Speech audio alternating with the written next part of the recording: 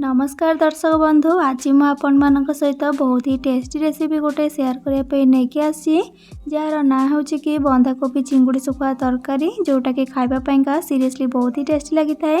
तेज आप भिडियोटी को फुल करूँ। तो चलते ए डेट नक आज रेसिपी को स्टार्ट करवा।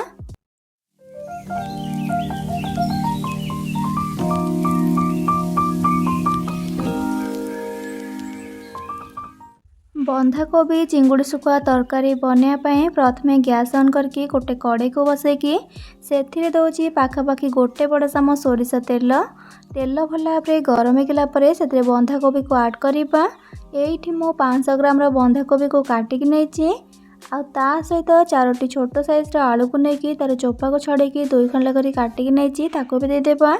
ता सहित स्वाद अनुसार लुण पकेबा आधा छोट चामच हल्दी गुंड पकेबा आ सबको भल भाव मिक्स करने मिक्स कर सारिकी गैस फ्लेम को लो टू मीडियम रखिक कवर करदे पाखापाखि 5 ରୁ 7 मिनट से भितर चलतु गोटे मसला बटा रेडी करवा। मसला देखो मुझे गोटे मीडियम साइज कटा पियाज आ गोटे मीडियम साइज कटा टमाटो ता सहित गोटे इंच अदा को नहीं 10 ରୁ 15 कला रसुण को नहीं। एबे कौन करवा ना अल्प पानी को देकी चिकन भाव बाटिक आनदेबा। ये देखो मसला पेस्ट आमर रेडी होगा ताको भी साइड रखा। आउपटे देखो 5 ରୁ 7 मिनट खंडे ये होगला। एबे कवर को काढ़ा। ये आपड़ ए देखिपुं बंधाकोबी आलू आमर ये दर सीझा भाजी गला।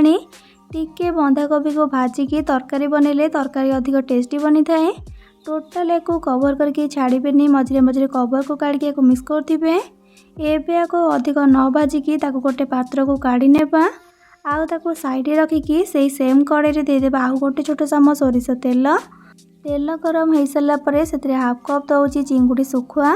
आपण चिंगुड़ी सुखार क्वांटिटी कम अधिक करके चिंगुड़ी सुखुआ को दे सारिकी लो टू मीडियम फ्लेम रे गोले गोले की पाखापाखि 2 ରୁ 3 मिनट खंडे भाजवा जेमती से गोल्डन ब्राउन कलर की भाजी जीव।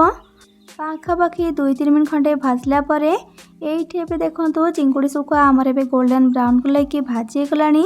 ताको भी गोटे जगह को बाहर करनेबा आउ साइड रखिकी तरकारी बनवा प्रोसेस स्टार्ट करवा। तरकारी बनवाई से सेम कड़े देदेबा आउ गोटे बड़ चामच सोरिष तेल भल भाव गरम होगला से देबा 2टी सुखिला लंका आउ अधा छोट चामच पंच फुटण भल भाव फुटीगला गैस फ्लेम को लो रखिकी 1/3 टीस्पून हल्दी गुंड पकेबा आउ अधा छोट चामच राग लंका गुंड पकेबा आउ भल कलर पाई अधा छोट चामच काश्मीरी लंका गुंड पकेबा जोटा कि पूरापूरी ऑप्शनल अच्छी आपन चले दे पारिबे ना तो टोटल स्किप मध्य करि पारिबे। एबे को तेल रे भल भाव मिसै नेबा गैस फ्लेम को लो रखिकी मिसेबे नले मसला गुंड पोड़ी जीव। सबको भल भाव मिसै सारापर से बाटिक रखिथिबा मसला पेस्ट को ऐड करदेबा आ सबको पुणी थे भल भाव मिसै नेबा। सबको भल भाव मिसै सारापर अधा छोट चामच धनिया गुंड पकेबा आउ अधा छोट चामच जीरा गुंड पकेबा आउ ता सहित स्वाद अनुसार लुण पकेबा। लुण आपण देखिकी ऐड करेंगे कहीं आम कोबी को भाजला बेले से लुण पकईले आउ चिंगुड़ी सुखारे लुण अंश रही थाए से हिसाब से देखिए लुण को पकेबे। एबे सबको भल भाव मिसै नेबा आ लो फ्लेम रे कवर करके पाखापाखि 5 ରୁ 6 मिनट खंडे कषिबा। पाखापाखि 5-6 मिनट पर एबे कवर को काढ़ा। ये आपड़ ए देखिपुं मसला आमर भल भाव ये कषि आसलानी। आदि आपण को मसला कषला बेले सुखिला लगुच तेबे आपण अल्प पानी को देखी कषि पारे। एबे से आम भाजिक रखिथे बंधाकोबी आलू को ऐड करदेबा आउ ता सहित भाजिक रखिथिबा चिंगुड़ी सुखुआ को देदेबा आउ एबे देबा से गोटे छोट चामच चिकेन मसला। यही स्टेज रे चिकेन मसला को देले तरकारी बहुत ही टेस्टी बनी थाए। एबे सबको भल भाव मिसै नेबा आउ गैस फ्लेम को लो टू मीडियम करके कवर करके पाखापाखि 3 ରୁ 4 मिनट खंडे कषिबा जेमती कि मसलार फ्लेवरटा बंधाकोबी आ चिंगुड़ी सुखारे बढ़िया से आसीजिव आउ ता सहित सब जिनस टिके सीझी भी जीव। पाखापाखि आउ 3-4 मिनट खंडे कषला पर एबे कवर को काढ़ा। ये आपड़ ए देखिपुं सब जिनस आमर ये भल भाव पूरा कषि गला आ बंधाकोबी आलू अधा अधी सीझीगला। आउ सीरियसली बहुत ही बढ़िया बास्ना आसला। इस स्टेज रे आपण बनैला पर ही जानी पारिबे। एबे से पानी ऐड करबा एठी मु गोटे ग्लास पानी दोची। आपण कोबी को देखिकी से हिसाब रे पानी देबे। पानी को दे सारिकी भल भाव सबको मिसई नेबा।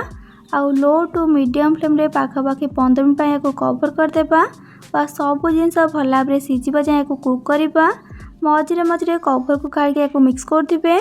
पाखापाखि 15 मिनट पर कवर को काढ़ा। ये आपड़ ए देखिपारे सब जिनस आमर ये भल भाव सीझीगला। आ पानी आमर ये परफेक्ट देते जोटा कि आमर ये लटपट टाइप बनी। एवं आग अधिक न कुक करके भी लास्ट को पकेबा अधा छोट चामच गरम मसला गुंड आ सहित किसी कटा होता धनिया पत्र। एवं सबको भल भाव मिक्स करके गैस फ्लेम को ऑफ करनेबा। ये आमर ए रेडी गला बंधा कोबी चिंगुड़ी सुखुआ तरकारी। तेबे आपण डेफिनेटली गोटे थर या घरे ट्राए करूँ। आ बनैकी खाइला परे किपर लगिला मते कमेंट सेक्शन में निहाती भावे जनइबे। भल लगी प्लीज वीडियोटी को लाइक करेंगे, सांग मानक सहित शेयर करेंगे। चैनल नुआ थिले प्लीज चैनल को सब्सक्राइब करने। पाखरे छोट bell icon all option click करेंगे जहाँद्वारा मो अपलोड करथिया मो समस्त वीडियो नोटिफिकेशन आपण सर्वप्रथमे पाई परिबे। तेबे आज रोची पुणी आसबि नुआ एक रेसिपी नहीं कि से पर्यंत रही। लव यू ऑल, जय जगन्नाथ।